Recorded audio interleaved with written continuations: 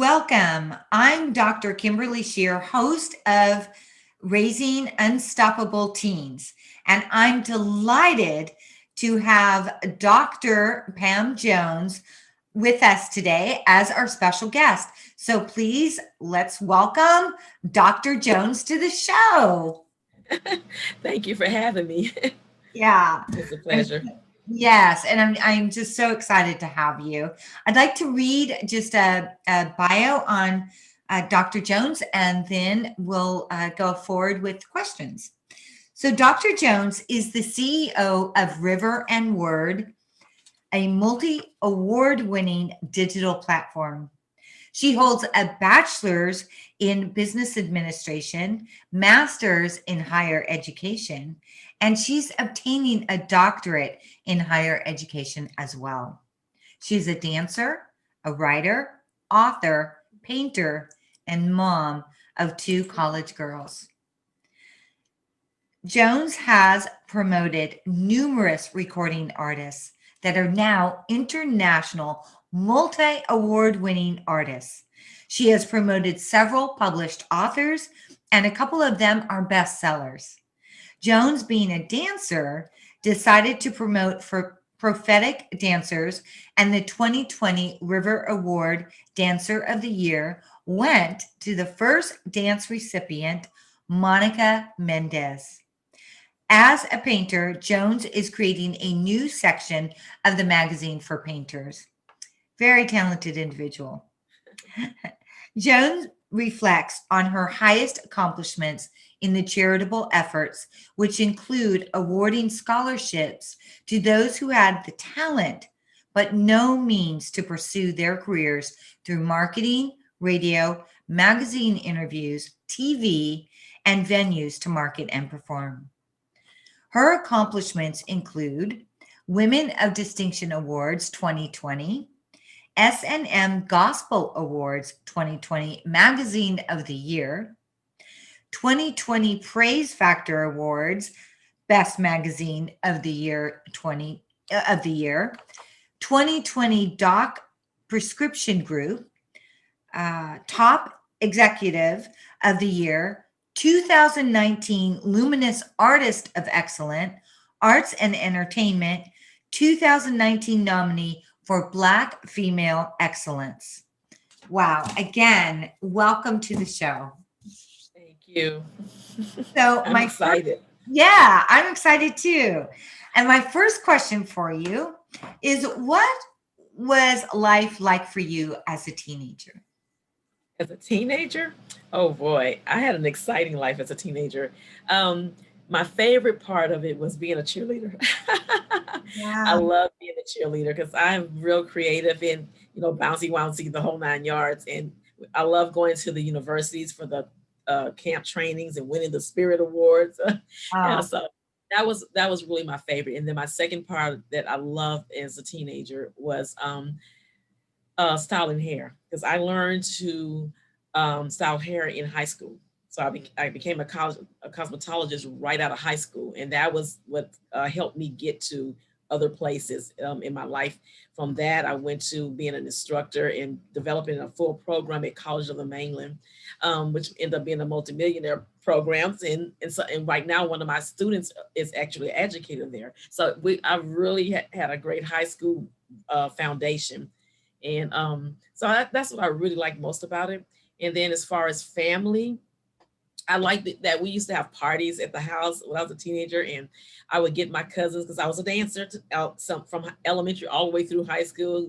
So I would get my parents together and create shows and make costumes, and I was always doing something creative: the hair, the costume, the dance. So I had a fun teenage year. you sure did. Wow. That's Yeah. refreshing because I don't hear that a lot. And especially with so much creativity and also what you did. I mean, go to cosmetology school, which helped to support you in other endeavors that you wanted to pursue. So very, very talented. That's amazing. That's really neat. I wish I was a part of that. I mean, just Well, it had his issues. It's like my dad was an army person, so he was always gone. So that was one part of my teenage time that it was a little sad because dad would have to go back off again and like China and all kind of places. So he wasn't really there a lot. So when he was, it was like, yay. But when he was, it was like, Yeah. so it was a little tough. That part of it was tough. And then everything was on my mom, she was a little, but um, all in all, I can say I had a good teenage year. Nice. It definitely sounds like it. Okay, so how did River and Word begin? Oh wow, yeah. It began in the library at a little round table, and I'm flashing back when I look up. I'm like, oh yeah, it was a little wood table at the library because my girls, during their early part of their college time, they love to go to the library, and I started them in a 2-year college actually to get the basis out the way, save money, then go off to the university. But anyway, I actually had I was a teacher and then I was laid off for a budget cut. So that's what they told me. And later to find out it wasn't true. And I asked God, I said, what am I going to do now? So I started looking for other jobs and I couldn't find anything, only to find out they were blackballing me and telling everybody I quit my job. And I was like, what? And I didn't quit my job. It was a budget cut, but I found out it wasn't a budget cut. It was just things that they were doing behind the scene and telling untruths about me. And so I had a court case. And bless God, I pray I was going to get a lawyer. The Lord said, no, I'm going to fight your battle. So the Lord said, just walk with me and pray and trust me. And so I did. And I didn't get a lawyer and I won the case and they had to pay me my money and everything. I know. But so after that, I couldn't find a job in the process of going through all that because they were telling people I quit, and most people don't want to hire you if you quit, and Right. that wasn't true. So I was pressing God, what I'm going to do, and the Lord said, take them off your resume, just remove them. So I removed the lie, and then I found a part-time teaching job, and it still wasn't enough. I said, God, I want to have something that I can do, and I don't have to worry about anybody laying me off or unjustly doing those things. I want to have something that I can fall on. Period. But I continue to teach. So the Lord said, start a magazine. And of course, I was shaking in the boots like, a magazine? I don't know anything about a magazine. But the Lord said, I want you to minister internationally. So that's what he called me to do. It's really a ministry. So 30 days went by and I was like, OMG, did I hear God correctly? Because nothing's happening. I don't hear anything. What am I going to do? And Yeah. then girls and I were in the car, and that's how we end up at the library at the round table because ideas start flowing out of them. I said, it's time. So we went to the library, sit down, and we just started creating River and Word. And it was birthed November 2015, but then it didn't get off the ground really. It was like really just like baby stepping. I said, oh God, what am I gonna do now? But by 2016, it took off. God started connecting me to some high people like Wall Street and multimillionaires, and I was just a little bitty magazine, and we hadn't even put our foot in the deep water yet. But the Lord just kept guiding my steps and telling me what to do social media wise and everything. And that's how Ribbon and Word got birthed. Wow, that's an amazing story. And I love the fact that you were just tapping in, right? Yeah, Because so often we can listen to those fears and be yeah, in that headspace and we forget to really tap in to, yeah, and follow and trust. Uh, yes, so, but that is what you did. And, when the time was right, the ideas came and it was just kind of, continue. I mean, you're winning awards and everything. I mean, and it's yeah. and Stayed the at first it's course. pretty young. I mean, it's only been about, well, you said 2015, but it kind of really got Yeah, 2016. So it's really only been yes. 4 years to win. Right. We're young. Yeah. I mean, you have a lot of accomplishments in a very short time. God be the glory. Yes. I mean, and that's just inspirational. So, um, okay. So what would you say is the main goal now for River and Word? Our main goal right now, we really want to see our artists accomplish more. We help them get exposure and get them connected, but we really want to see them brand themselves out a lot more, where they're more up there. We get them marketable, but we want to see them have that as a career and lifestyle that will bring the revenue in so they can support their community. So we really want to work towards that even the more. Yeah. So this coming year, we're going to move more into, we're we've started Four River Consulting, and we're going to launch it out next year, which is going to help give the artists a lot more support, besides just promoting them and marketing them. We want to help them actually brand themselves better, and that's where they kind of get stuck. Some of them are doing pretty well at it. I have several artists that we've worked with, they have branded themselves quite well, but then there are others that have kind of fallen off, and when they fall off, they tend to go another direction more than focusing on what God has given them to do. So, that's one of our goals. That's nice. That's nice. And do you find that, because sometimes that's hard, you have that business part, like the marketing and branding and being mindful of all those things. And Yeah. then, and you've got all that creativity and all of that. And sometimes you do need some extra support in Yeah, you don't do. really know how to do the marketing or Yeah. stay on brand and the importance of that. So that's wonderful Yeah. that you're Because the main thing for all of that is to spread the gospel. That's the main focus. It's helping them get where they need to be so we can get the gospel out there. yeah, nice, Yeah. beautiful. Okay, so how has River and Word helped people? And what are some other accomplishments? I mean, I read so much in your bio, but for the magazine, for these artists. Yes. One of the greatest accomplishments for us is seeing our artists actually get out there, because we start them off in the magazine with an article, interview, and then we start pushing the information out so that others in the media can see who they are, get exposure. And once we get those exposures, then it helps get them on the TV, radio venues. And once that happens, then people start seeing them and seeing their talent, and then the awards start. So we generally award our people that stay with us. It takes 1 year. And at the end of the year, in March every year, we have a River Awards, and we make sure to award them. Because once you get an award in front of your name, the doors just start opening, and we see that happening all the time. And then we nominate them as well. So the accomplishment is seeing a lot of our artists that have come through, or that are now the international. They've gone around the world on the radio. Some of them have actually flew out. Some of them, interviewed via media sources. And so to see that is just like, oh my gosh, I feel so humble. And I still, I mean, regularly I thank God. Lord, thank you for using little me to help them get there. So now your word is getting around the world.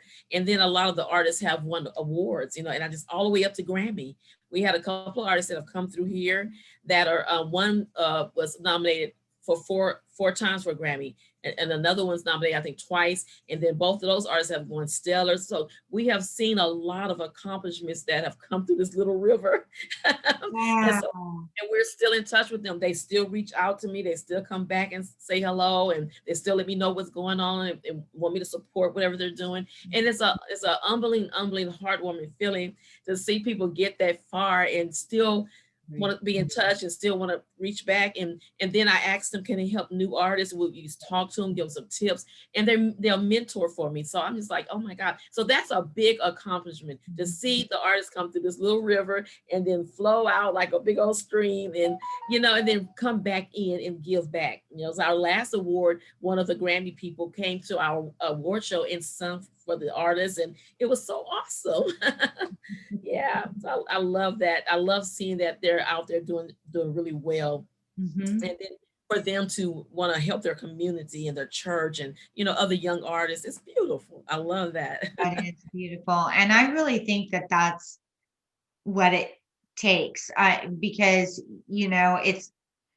we need that support, we need the encouragement, and and then to have won awards, it's important not to forget where you once were, and to help or mentor, as you say, Yes. some of these other ones that are just kind of new at this, and Yes.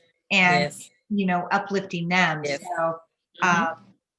and then that's just a win-win for everybody Yes. all the way around. So Yes. Amen. wow, I did not know though that some of your talented people have won Grammys. I've heard some of their music though, and Yeah. I've been blown away by the talent. Yeah, they're very talented. Very, very talented. I love it. Yeah. Yeah, good music. Okay, so what are the next ventures and plans in 2021 for Pam Jones, yourself, and River and Word? Okay, the first two things that are going to happen are the Texas Gospel Music Excellence Award. It's an international platform that award people. I'm one of the nominees for Promoter of the Year, so that's February. Yay! And then the Dance Awards. I'm representing Houston. They nominated me for Houston for dance, and that's in March. And and the day before that is our own River and Word. We are going to have our first virtual River Awards. I'm so excited about that. That's cool. Yeah. So we're gonna have it live where people can. It's gonna be on cable, of course, but people will be able to tune in and watch the River Awards on the screen instead of just being there in person. It's wonderful to be in person, but this is our first time doing it, so I'm excited about it Mhm. anyway. And so that's going to be happening. And of course, I mentioned we're going to launch out for Rivers Consulting. That's already set up and ready to go. I just met with somebody. I had an interview this Wednesday, and lo and behold, the owners of the production company, the lady is a dancer. So I was mentioning I wanted to have a dance show on their production, and it comes on cable. And so she's like, "Oh my gosh, we gotta talk." So we're gonna be meeting and setting up the dance show. So we're gonna have like classes and then have actual dancing. So that will be live for people to look at. And I just 2 days ago, I set up our dance YouTube channel. I haven't launched it yet, but it's set up and ready. So these are the things that are coming in 2021. I'm excited. That's a lot. Wow. Yeah. But it's That's all relatable. Yeah. sorry. It's all It's on. all relatable. So it's not like a bunch of different things, you know? Right, right, right. Yeah, it just kind of flows. But um, Yeah. that is really cool.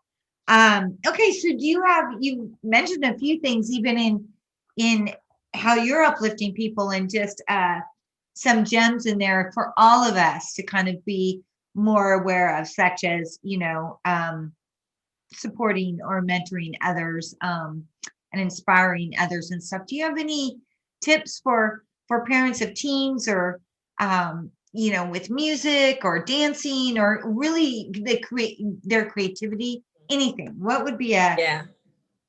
tip for them? Okay.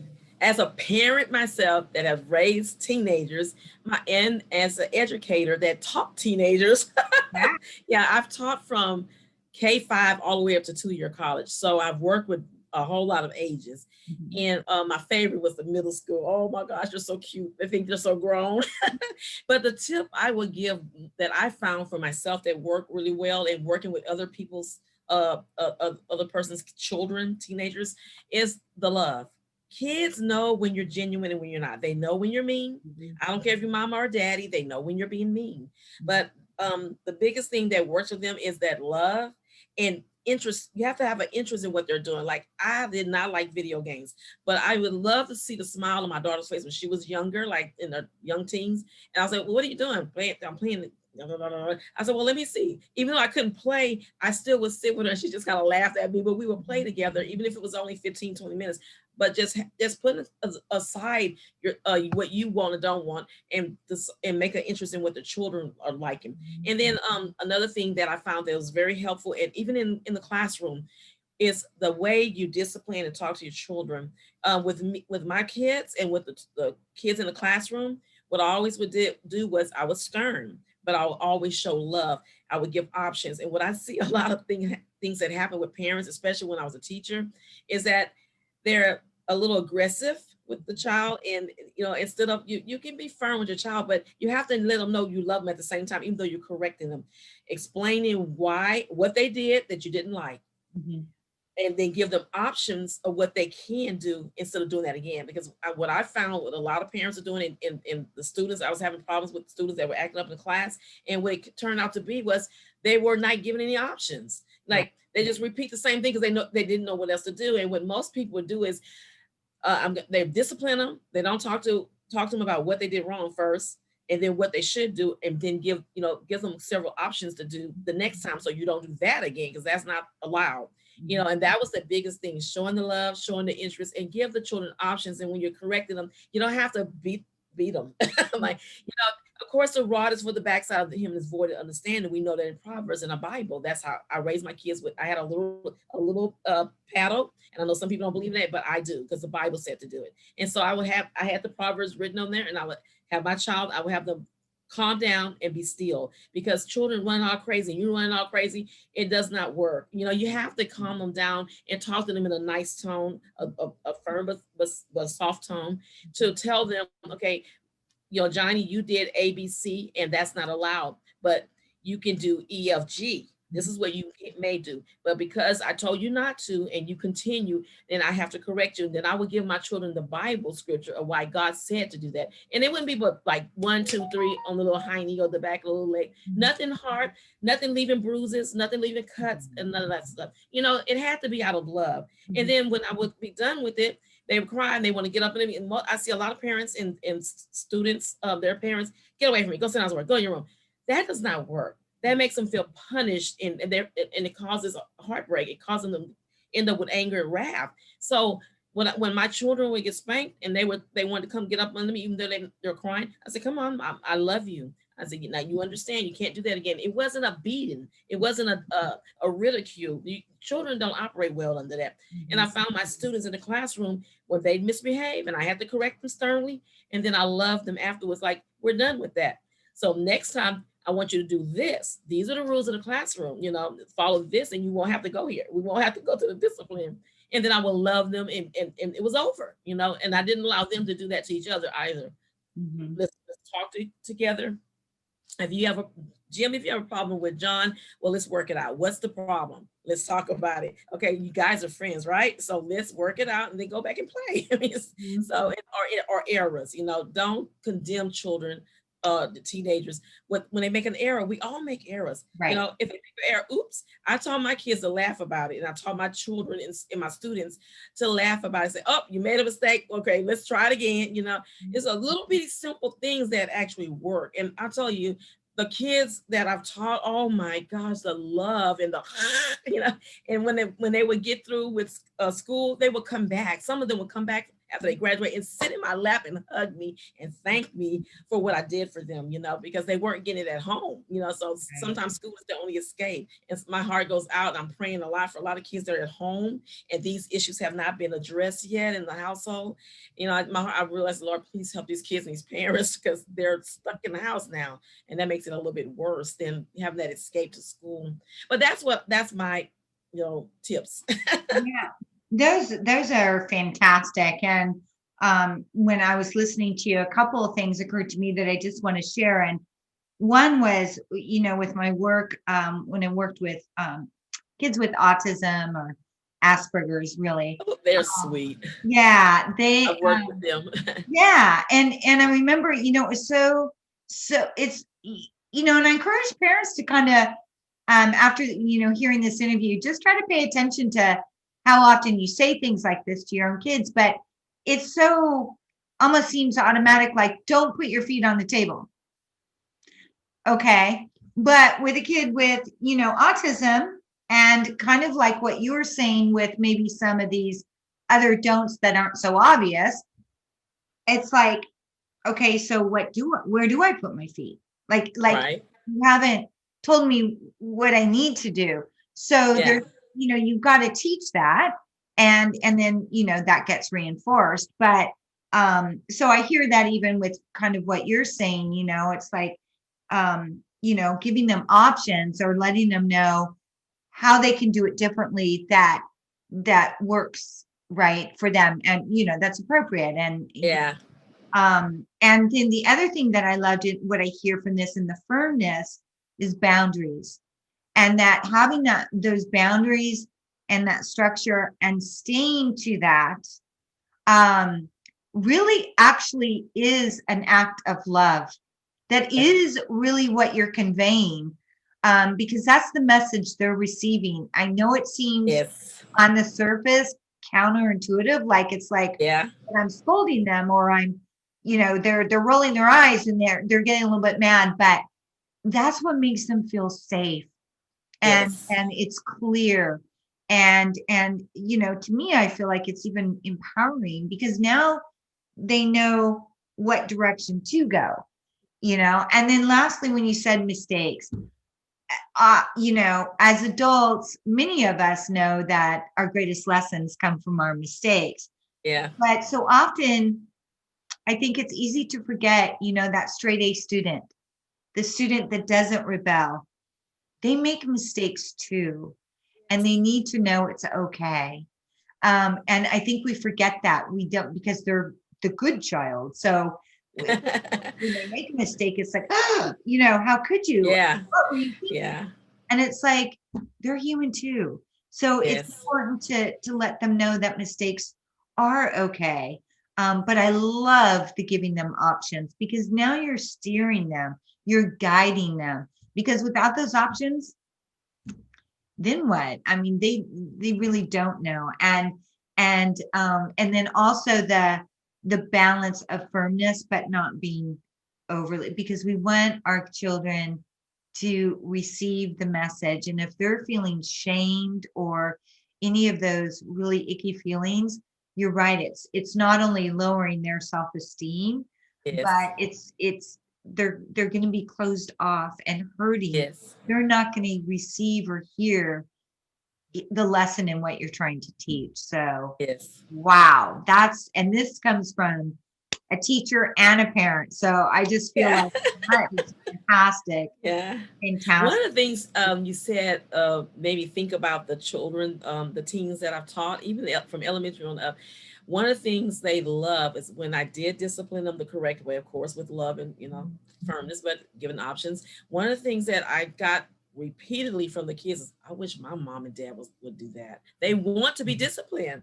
They may act like you said, roll their eyes on, get all, but they really love being disciplined because they feel like you care about them, you love them, So I was like shocked to hear teenagers tell me that. So, oh, Ms. Jones, I'm glad you care about me, but I wish my mom and dad were like that. I wish they don't even care what I do, or it's amazing. I was shocked to know that they really like discipline, but if it's done right. Right. Yeah. Absolutely. And I always think too, when kids are pushing you away, that's a call for love, which is, what I think those teens were telling you. I wish my Yeah. parents, because Yeah. we will push and challenge and rebel, but what they're really inside needing is the love. And that's what I hear that you were giving, and with still being firm and having boundaries, but you were giving them the love. So And that helps teachers. As a teacher, educator, I wish that we could legislate a law that causes parents to have to learn the parenting skills at home. That would be beneficial for them and the children, because the discipline in the classroom just got too epidemic in the United States, and it was hard to teach. We're always having to call the AP, come get this child, because you do all the things they teach you to control your classroom, but we had a whole different generation of kids that were coming through, and they were something to deal with. And so, but I know. So I really would like to see that legislating change, because the kids, they have to have this from the parents. We got to have that. But one of the things that I just give God so much glory about in raising my children, oh, that's my veil saying the time. Sorry. But one of the things that I loved about my kids that warmed my heart as a mother and as an educator was that teachers would contact me and say, Ms. Jones, I don't know what you're doing, but I wish I had a classroom full of kids like yours. I got that all the time, from elementary to middle school to high school. My girls, they weren't perfect children. I had to spank them. I had to correct them just like any other parent. But when I sent them out, they were disciplined. They were respectful, and I was just like, as a parent, they warmed my heart, because you hear these horror stories. And then as an educator, I experienced the horror stories, So I really, the tips, I hope that the tips I've given you take to heart and try and apply them. And then, of course, contact Kimberly if you need some help. But they work. They're simple, but they work. simple. Yeah. Yeah. There's a lot more of power, influence, and impact with simple, to be honest. Yeah. So yeah, we don't want to minimize simple. And so, okay, so if our listeners want to learn more about you and River and Word and get connected with you, please let us know where we can send them. Okay, you can go to riverandword.com. Riverandword.com. That's our web. And when you get there, the phone number's there, Facebook, email, all about what we offer, our services. And each month we highlight artists and authors. We're bringing in painters. Oh, that was something too that's going to be so powerful. We're going to incorporate painting. So a singer will be singing, a dancer will be dancing, and somebody will be painting what's going on. I'm so excited about That's that. So cool. that's something else we're doing next year. So anyway, if you want to call me directly, well, not directly, but the company number 832-699-1533. 832-699-1533. Monday through Saturday. We're closed on Sunday. I have to have a rest day. Again, it's riverandword.com. Nice. Thank you so much. And listeners, I will have that information in the show notes as well that will accompany this episode. And Pam, you have been so delightful, and just you're just fun. I mean, I just you. I don't know. It's just a fun episode to interview. So, I'm kind of you see, emotions and all that stuff. I'm a hyper, like, creative, hey, buzz. yeah. I don't know. I try to be calm. But it feels like I'm going to explode if I don't let it out. So kids love playing with me and being around me because I'm the bounce, wrestle on the ground, and let's paint, let's run, let's play. I'm just that person, always have been. So my friends' kids, they always want to be with me. Where's Miss Pam? Or they're calling me Mama Pam or Auntie Pam. I get adopted in. I even have adults calling me Mama. Wow. I don't know why, but I am a mommy person though. Yeah. A lot of love and joy radiates from you, but you can just feel just the playfulness and the delight, and it is beautiful just being in this space with you. So thank you. And You're welcome. yeah, so that concludes our show. So here's to unstoppable teens, unstoppable dreams.